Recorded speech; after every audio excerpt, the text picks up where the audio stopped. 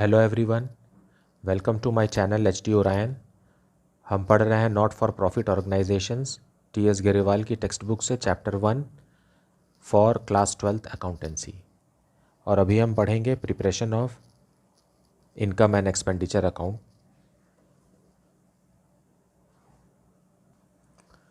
So question number 46, following is the receipt and payment account of Delhi football club for the year ended 31 March 2020।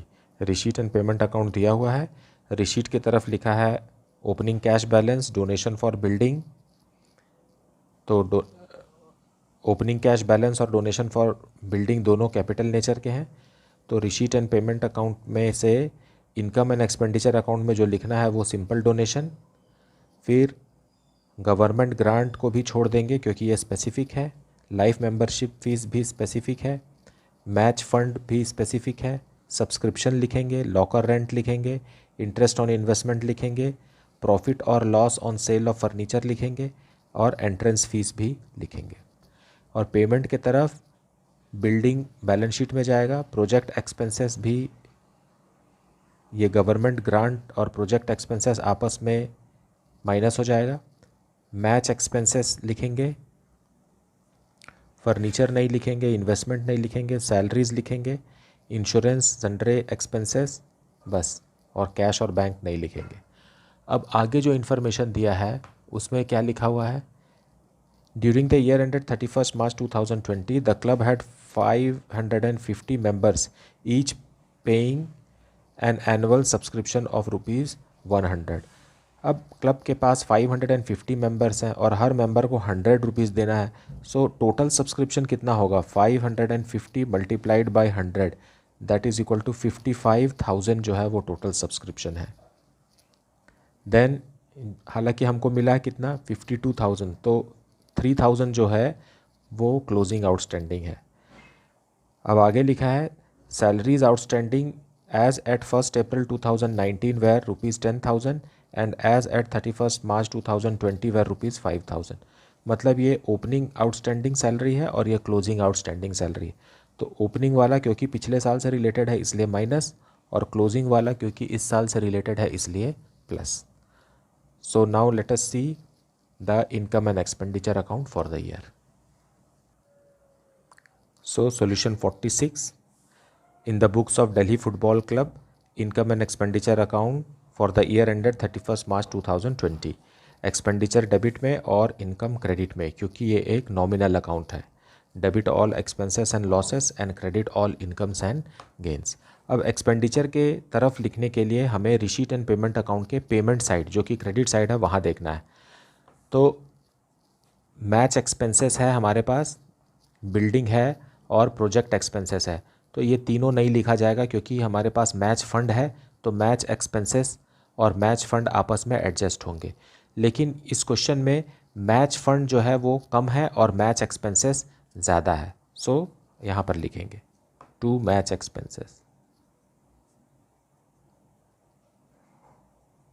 Match expenses में है 90,000, less होगा match fund 80,000। सो यहाँ match fund में 10,000 rupees कम है। सो ये जो extra 10,000 rupees expense का है वो एक्सपेंडिचर साइड में लिखा जाएगा। देन सैलरीज,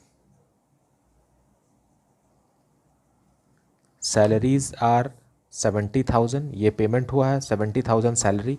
लेकिन इस 70,000 में लास्ट ईयर का मतलब माइनस ओपनिंग आउटस्टैंडिंग लेस कर देंगे 10,000, और इस साल का जो पेमेंट नहीं हुआ है that is closing outstanding 5,000 add कर देंगे। सो हो जाएगा 65,000 इस साल का। Then is insurance. इंश्योरेंस में कोई भी एडजस्टमेंट नहीं है, ये रेवेन्यू नेचर का ही होता है, ईयरली इंश्योरेंस होता है। To sundry expenses,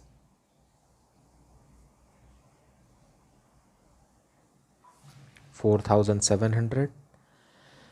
okay, then let us see on the income side.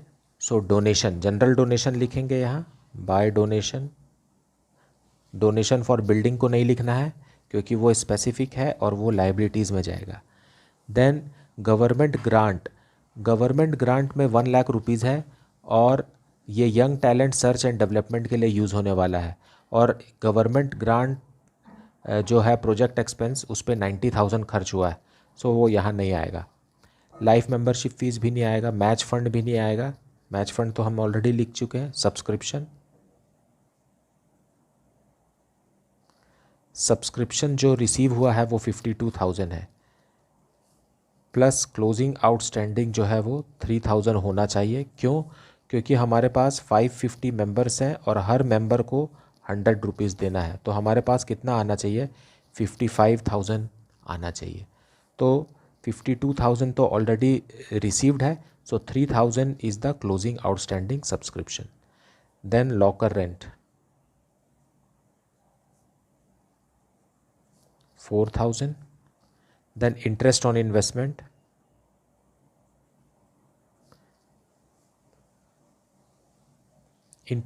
Investment जो क्लब को मिल चुका है वो है 10,000।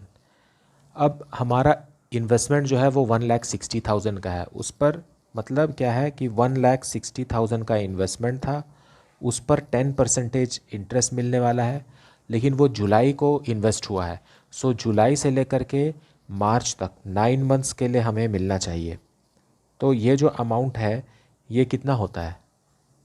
ये होता है 12,000। इसका मतलब ये है कि क्लोजिंग आउटस्टैंडिंग या अक्रूड जो है वो 2,000 है, तब जा कर के ये 12,000 होगा, क्योंकि 10,000 तो हमें पहले ही मिल चुका है। अब आउटस्टैंडिंग या अक्रूड इन्वेस्टमेंट पे इंटरेस्ट कितना है? 2,000, ये तब जा कर के 12,000 होगा। By profit on sale of furniture बिक गया 1 लाख में, जिसका बुक वैल्यू था 80,000, सो 20,000 रुपीज़ का प्रॉफिट हो गया। देन एंट्रेंस फीस एक तरीके से एडमिशन फीस ही है, 50,000।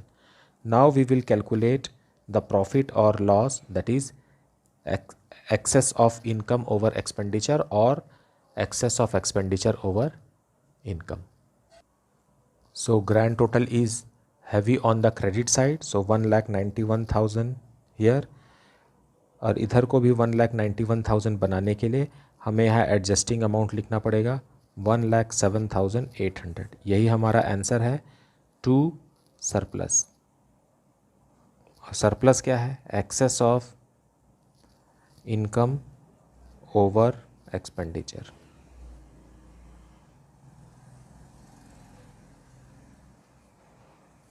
So that is the solution.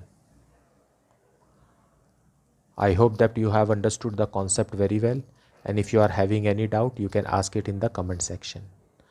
Please like, subscribe and share the channel. Thank you so much for watching.